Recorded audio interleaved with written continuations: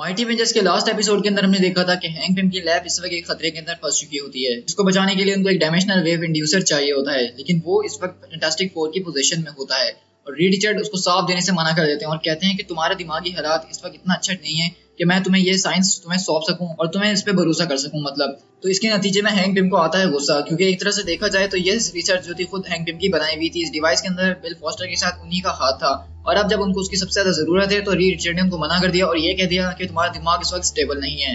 तो ये सुन के हैंक पिम सोच लेते हैं कि अब वो जाएंगे फैंटास्टिक फोर से मुकाबला करने और जबरदस्ती वो वेव इंड्यूसर लेकर आएंगे। और इसी तरह हम देखते हैं कि वहां पे जो है हरक्यूलिस रेड हल्क के अंदर ट्रांसफॉर्म होता है और वो वहां पे द थिंग से मुकाबला कर रहा होता है। अब आगे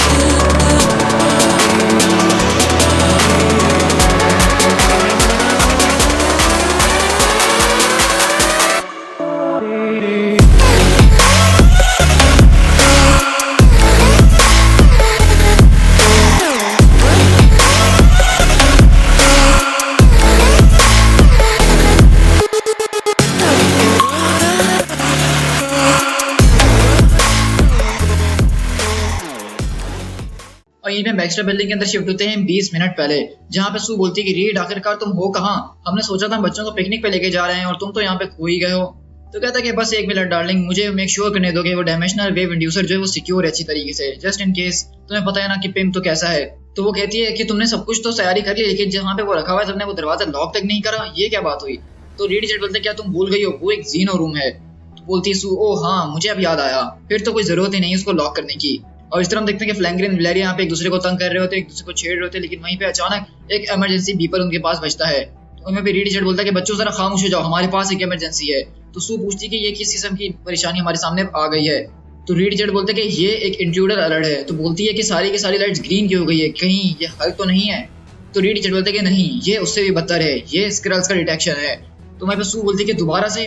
तो रीड रिचर्ड बोलता है कि हाँ, क्योंकि मेरे नए सेंसर जो हैं उनके मुताबिक इसको किसी ने कॉम्प्रोमाइज कर दिया है, मतलब स्क्रल्स हमारे पास आने की कोशिश कर रहे हैं। और जहाँ तक ये काउंटर मुझे बता रहा है उसके मुताबिक 400 से ज्यादा स्क्रल्स जो है वो उस वक्त बिल्डिंग में घुस चुके हैं। सू बच्चों को लो फौरन और यहाँ से फौरन निकलने की तैयारी करो। तो कहती है कि हाँ पोगो प्लेन, मैं उसी की तरफ जा रही हूँ, लेकिन क्या तुम इस बारे में श्योर हो कि तुम संभाल लोगे?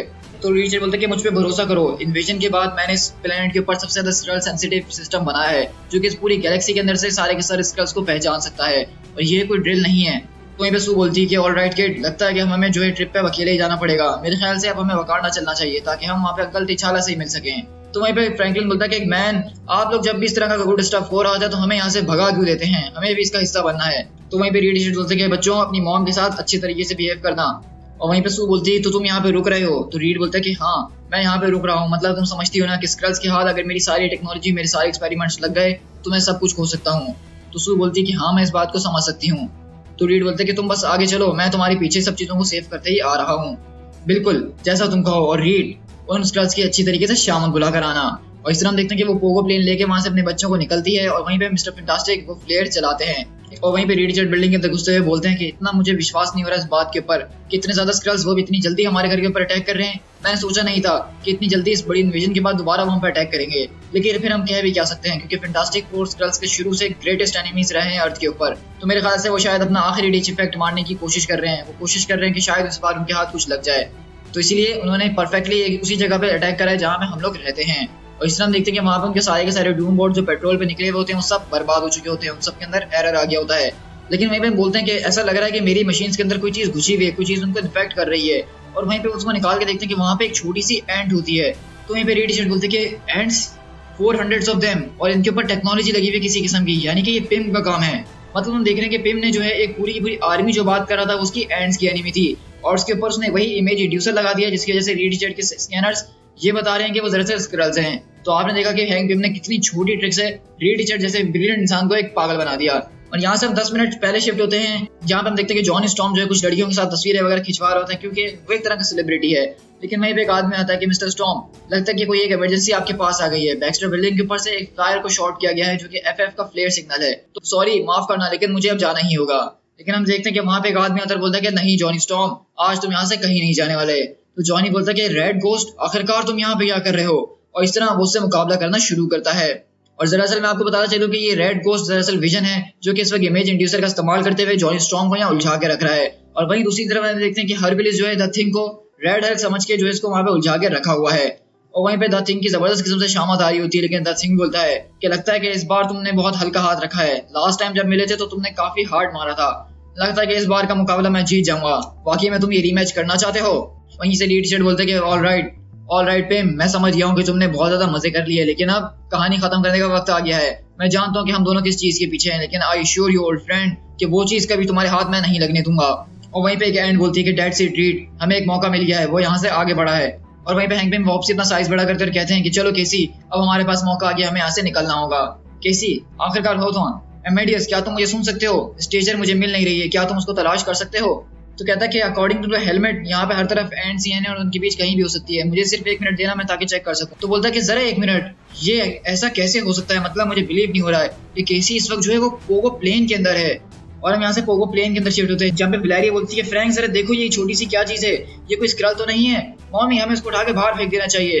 लेकिन वो वहाँ पे बोलती है कि नहीं मिसेस रिचर्ड, ये मैं हूँ, प्लीज मुझे हर्ट नहीं कीजिएगा। तो वो बोलती है कि कैसेंड्रा लैंग, आखिरकार तुम इस अर्थ के ऊपर हमारे प्लेन के अंदर कर क्या रही हो?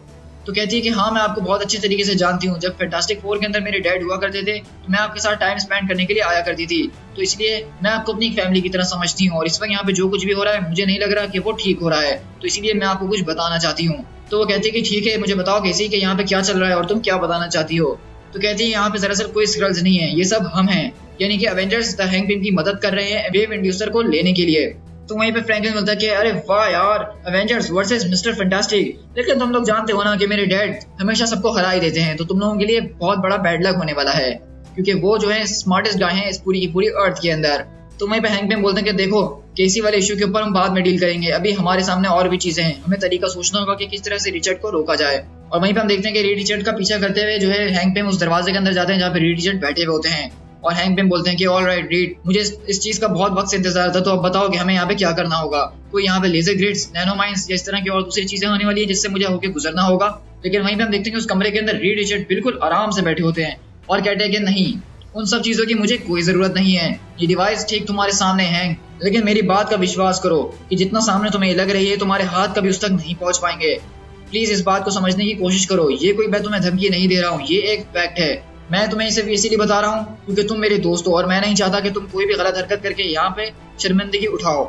कहता है कि तुम अपनी ये बच्चों वाली बातें मेरे सामने करना बंद कर दो रीड, मैं अब तुम्हारी बातों के अंदर बिल्कुल भी नहीं आने वाला हूँ। तो बताओ कि तुमने यहाँ पे मेरे लिए क्या चाल रखी हुई है? ठीक है, अगर तुम नहीं बताते हो तो मैं इसको खुद देख लूंगा। और हम देखते हैं कि हैंक पिम उसकी तरफ बढ़ना शुरू करते हैं, लेकिन उनकी चारों तरफ की जो रियलिटी होती है वो अचानक चेंज होती है और वो एकदम फास्ट होकर आगे बढ़ना लग जाती है। वहीं पे हैंक पिम बोलते हैं कि ये आखिरकार क्या हो रहा है? व्हाट्स गोइंग ऑन रीड, ये तुम क्या कर रहे हो? तो कहते हैं कि वेलकम, ये है मेरा जीनो रूम, इस चीज को मैंने जो है paradoxes of fourth by Zeno of Elea के ऊपर बनाया है। ये एक ऐसी चीज है जिसके अंदर तुम जितना ज्यादा ट्रेवल करने की कोशिश करोगे तुम्हारा डिस्टेंस उस चीज से उतना ही बढ़ता जाएगा। मतलब जिस गोल की तरफ तुम बढ़ना चाहते हो वो गोल तुमसे उतना ही ज्यादा और दूर हो जाएगा। तुम जितनी बार कोशिश करोगे उतने ही ज्यादा दूर होते जाओगे और इसी तरह तुम कोशिश करते रहोगे और ये डिस्टेंस इन्फिनाइट होता ही जाएगा। तो इसका मतलब साफ लफ्जों में ये है कि तुम अपनी डेस्टिनेशन तक कभी पहुंच ही नहीं पाओगे।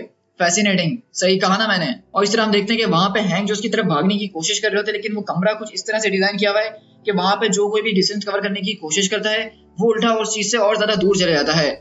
तो वहीं पे हैंक बोलते हैं कि नहीं, ये इम्पॉसिबल है, ये ऐसे कैसे हो सकता है? तो रीड रिचर्ड बोलते हैं कि वेल, जितना इम्पॉसिबल तुम्हें लग रहा है ये कहीं उससे ज्यादा उसको बनाना था। मैंने माइनर सी स्पार्शल डिस्टॉर्शन फील्ड के अंदर एडजस्टमेंट की और देखो मैंने क्या बना लिया। तुम मेरी तरफ भागना चाहते हो भागो, मेरी तरफ कुछ फेंकना चाहते हो फेंको, इससे कोई फर्क नहीं पड़ता। अगर तुम बड़ा होने चाहते हो तो बड़े होके भी देख लो, लेकिन उससे कोई फर्क नहीं पड़ेगा। तुम इस चीज तक हमेशा पहुंचते रह जाओगे और कभी पहुंच भी नहीं पाओगे।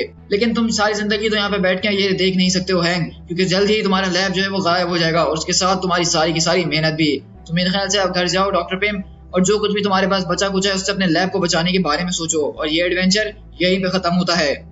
तो आप देख रहे हैं कि रीड रिचर्ड के भरम कि वो किस तरह से यहाँ पे हैंक पिम जैसे ब्रिलियंट माइंड को जो है नंगा करके रख दिया, मतलब एम्बेरस करके रख दिया है बिल्कुल ही। और दूसरी तरफ हम देखते हैं कि यहाँ पे द थिंग को काफी ज्यादा गुस्सा आ गया होता है, वो हरकुलिस की काफी बुरी तरीके से पिटाई कर रहा होता है। और इस तरह हम देखते हैं कि जॉनी स्टॉर्म भी अगले पल यहीं पे पहुंचता है रेड गोस्ट से लड़ते हुए, और उन दोनों को समझ में नहीं आ रहा था कि ये सब हो रहा है तो क्या हो रहा है। लेकिन तभी बेन और जॉनी अपना दिमाग लगाते हैं और वो बोलते हैं कि ये एक तरह की चाल है, इन लोगों ने हमें फंसाने की कोशिश करी है। तो वहीं पे विजन बोलता है कि तुमने बिल्कुल ठीक कहा जोनाथन स्टॉर्म, लगता है कि अब हमारा ड्रामाबाजी खत्म करने का टाइम आ ही गया है। मैं कोई इवान क्रैगनॉफ नहीं हूँ, मैं विजन हूँ। और वहीं पे हरकुलिस बोलता है कि बी होल्ड, और मैं हूँ द माइटी हरकुलिस।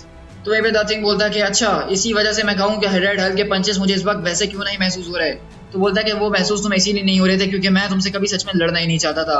वहीं पे जॉनी बोलता है कि देखो द थिंग, हमें एवेंजर्स ने फंसाने की कोशिश करी है। वहां पे लगता है कि रीड किसी ना किसी मुश्किल में जरूर है, हमें रीड और बेस्टर बिल्डिंग पे फौरन ही पहुंचना होगा।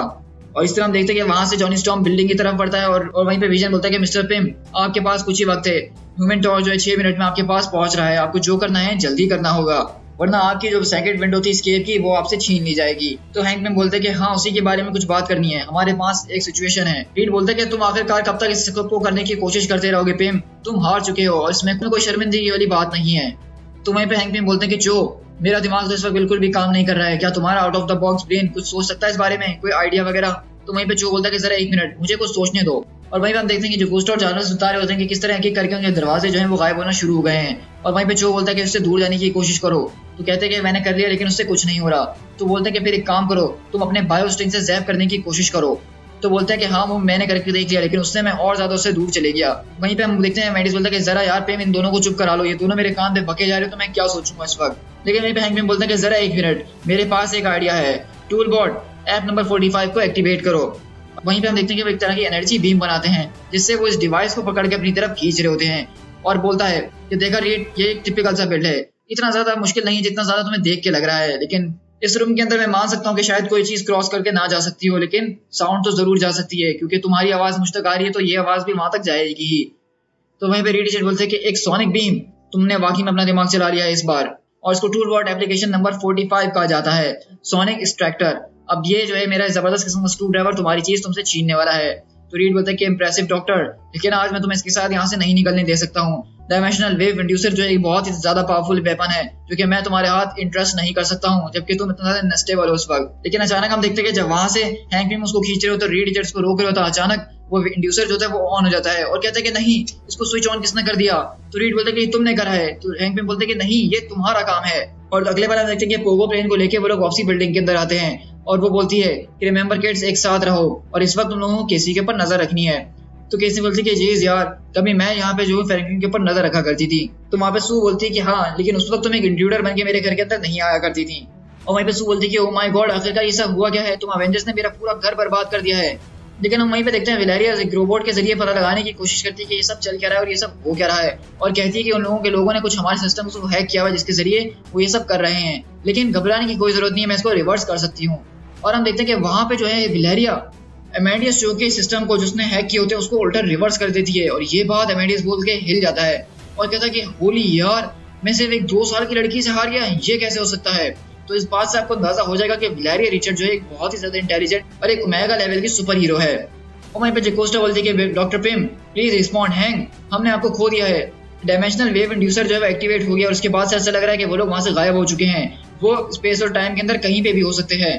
तो जारवेस बोलता है कि मेरे ख्याल से आपको उस बारे में परवाह करने की कोई जरूरत नहीं है मैडम जकोस्टा, क्योंकि इससे पहले भी जो है हैंग पिम जो है इससे खतरनाक जगहों में रह चुके हैं।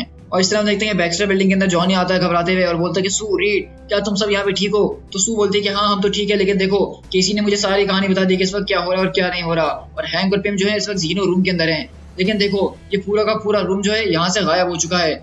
मैंने देखो चारों तरफ की दीवार को इनविजिबल कर दिया और देखो वहां पे जहाँ ये रूम हुआ करता था अब वहां पे कुछ भी नहीं है, सिर्फ एक ब्लैक एम्प्टी वॉइड है, मतलब वो लोग यहाँ से गायब हो गए हैं। तो वहीं पे जॉनी बोलता है लेकिन अब हम करें तो क्या करें, अब हम लोग उनको वापसी कैसे लेकर आएंगे। तो सू बोलती है कि जॉनी घबराने की कोई जरूरत नहीं है, हम यहाँ पे रीड की बात कर रहे हैं और रीड वापसी आने का कोई ना कोई तरीका ढूंढ ही लेगा क्योंकि वो हमेशा ही ढूंढ लेता है। और हम देखते हैं कि यहाँ पे हैंक पिम और रीड रिचर्ड जो है एक अजीब और गरीब स्पेस इन टाइम के अंदर आ गए होते हैं कि इस इंड्यूसर को जो है कभी भी इस तरह से इस्तेमाल करने के लिए नहीं बनाया गया था, ये गलत हो रहा है।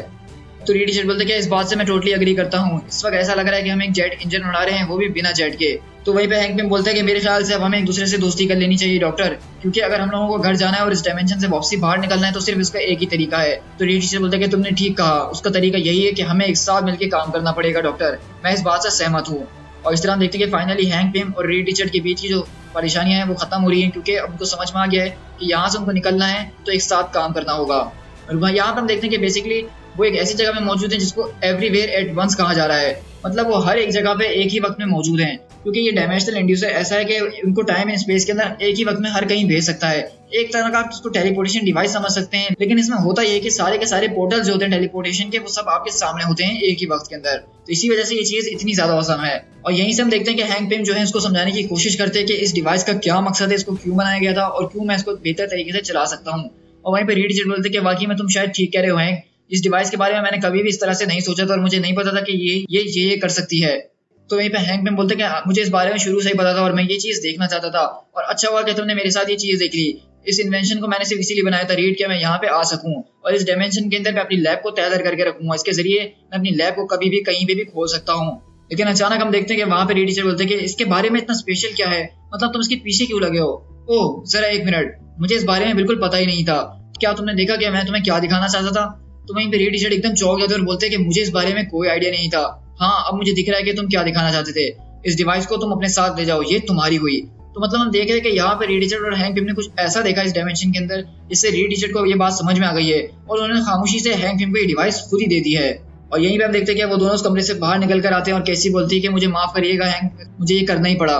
तो हैंक पिम बोलते हैं कि इस बारे में हम बाद में बात करेंगे केसी। तो वहीं पे जॉनी बोलता है कि जरा एक मिनट, पिम के हाथ में वो मैजिकल डिवाइस है, इसका मतलब कहीं ये तो नहीं कि हम हार गए हैं? और हम देखते हैं कि यहीं से दूसरी पर हरकुलिस और द थिंग अभी तक लड़ रहे होते हैं। और वहीं पे द विजन बोलता है कि हम इसको अभी तक वहां पे नहीं जाना दे सकते हैं जब तक पिम की तरफ से हमें ये ना कहा जाए कि हम इसको छोड़ दें। तो वहीं पे अचानक हम देखते हैं कि पीछे से हैंक पिम आते और बोलते हैं कि विजन हर हम यहाँ से निकल रहे हैं। तो वहीं पे हरकुलिस बोलता है कि आज तुम्हारी किस्मत अच्छी है बैन ग्रिम, कि मैं तुम्हें आज क्रश नहीं कर रहा हूँ। और इस तरह वो लोग वहां से सब आगे बढ़ते हैं उस डिवाइस को लेके। तो वहीं पे विजन पूछता है कि वाकई में वो इंड्यूसर को इतनी आसानी से आपके हाथ दे रहे हैं, क्या आपका यही वो जबरदस्त किस्म का प्लान था? तो कहते हैं कि नहीं, दरअसल मेरा प्लान तो कुछ और था, लेकिन ये प्लान मेरा जो है उस वाले प्लान से भी ज्यादा अच्छे तरीके से काम कर गया किसी न किसी वे के अंदर। और इस तरह हम लोग देखते हैं कि हैंक पिम की लैब के अंदर हम दोबारा शिफ्ट होते हैं, जहाँ पे एक एक करके उनके डोर्स जा रहे होते हैं, लेकिन उस इमेज इंड्यूसर को वो जो है अब उसके अंदर प्लांट करने की कोशिश कर रहे होते हैं। तो वहीं पे सब बोलते हैं कि आखिरकार अब इस इमेज इंड्यूसर को किस तरह से इंस्टॉल किया जाएगा। तो वहीं पे हैंक पिम बोलते हैं कि तुम्हें सब के बारे में चिंता करने की कोई जरूरत नहीं है, इसके बारे में मैंने सब कुछ पहले से ही सोच के रखा था, और एक ही सबसे ज्यादा जरूरी पीस है जो कि इसको खत्म करने के लिए जरूरी है। जोकोस्टा, क्या तुम अब मेरे सामने आओगी? और इस तरह देखते हैं कि जोकोस्टा वहां पे आती है और वो अपना सेक्रीफाइस कर रही होती है इस मशीन के साथ जुड़ के, यानी सैल्वेशन 2 के अंदर। तो वहीं पे सब चिल्लाते हैं कि आखिरकार ये क्या कर रहे हैं मिस्टर हैंक पिम, हम मानते हैं कि जोकोस्टा एक रोबोट है, लेकिन उसके अंदर भी उसकी फीलिंग्स हैं, आप उसको इस तरह से सेक्रीफाइस नहीं कर सकते हैं। और वहीं पे हरकुलिस बोलता है कि हाँ पिम, मैं इस बात से बिल्कुल सहमत हूँ कि ये तुम्हें नहीं करना चाहिए। और विजन भी इस बात पे काफी ऑब्जेक्ट करता है, लेकिन जोकोस्टा बोलती है कि नहीं विजन, मुझे इससे कोई मसला नहीं है, मुझे हैंक पिम के डिजाइन के ऊपर पूरा ट्रस्ट है और उसके मोटिव्स के ऊपर भी मुझे तुम पे पूरा भरोसा है हैंक पिम। और इस तरह हम देखते हैं कि यहाँ पे जोकोस्टा जो है उस सैल्वेशन 2 मशीन के साथ जाके जुड़ जाती है। और वहीं पे हरकुलिस बोलता है कि बाय द गॉड्स, ये बहुत बुरा है, लेकिन जो बोलता है कि नहीं यार ये बहुत ही औसम है, तुम इसको नहीं समझोगे। और अगले बार हम देखते हैं कि जैसी जोकोस्टा उसके साथ जुड़ती है वहां पे एक जबरदस्त किस्म का बिजली का झटका आता है। और वहीं पे हरकुलिस बोलता है कि मैं जानता हूँ कि मशीन से मेरा आज तक कोई ज्यादा दिल लगी नहीं रही है, लेकिन तुमने जो कुछ भी करा है पिम, मेरे ख्याल से जोकोस्टा एक एवेंजर थी और एवेंजर्स के साथ इस तरह का सलूक नहीं करना चाहिए। और सब यहाँ पे हैंक पिम को यानी बुरा भला कह रहे होते हैं। तो हैंक पिम बोलते हैं कि सैक्रिफाइस, आखिरकार तुम लोग किस बारे में बात कर रहे हो? जोकोस्टा जो है बिल्कुल फाइन है, मैंने सही कहा ना? तो वहीं पे जोकोस्टा बोलती है कि ऑफ कोर्स हैंक पिम, हर चीज जो है प्लान के मुताबिक चल रही है। तो केसी बोलती है कि जोकोस्टा प्लान, आप किस प्लान के बारे में बात कर रहे हैं, हमें आप कुछ बताते क्यों नहीं है? तो वहीं पे जोकोस्टा बोलती है कि हमारा नया बेस जो है वो तैयार हो चुका है और उसको मैं बयां भी नहीं कर सकती हूँ। तो वहीं पे अमेडिस बोलता है कि नया बेस, ये पिम पॉकेट क्या हम छोड़ के जा रहे हैं? मतलब ये सब चल क्या रहा है? तुम और जोकोस्टा मिलकर सारे प्लान कर रहे हो और हमें कुछ बताया नहीं अभी तक। तो क्या तुम्हारा कहने का मकसद ये कि अब हमें तुम छोटा करके जोकोस्टा के अंदर ले जाओगे, वो हमारा नया बेस है? तो बोलते कि वेल ऐसा तो मैंने नहीं कहा, लेकिन डेफिनेटली ये नहीं होगा। देखो मैं तुम लोगों को सिर्फ इतना कहना चाहता हूँ कि तुमने अब तक मेरे साथ रह के बहुत ज्यादा चीजें देखी हैं, तुमने बहुत सारी चीजों को देखा कि मैंने बिल्ड करा है। तो अब जो मैंने चीज तुम लोगों के लिए बिल्ड करी है, जहाँ मैं तुम लोगों को ले जाना चाहता हूँ, वो इस डोर के पीछे ही है। तुम लोगों ने मुझे इतनी दूर तक फॉलो करा है, कम ऑन यार, अब क्या तुम लोग फेज 2 के अंदर मेरे साथ नहीं चलोगे? मैं तुम लोग को दिखाना चाहता हूँ कि मैंने क्या बनाया है। तो इस तरह हम देखते हैं कि यहाँ पे हैंक पिम ने एक नई बेस बनाई है जिसके अंदर वो इन सबको ले जाना चाहते हैं, और उनके मुताबिक ये उनका बेस का फेज 2 है, टू बी कंटिन्यूड।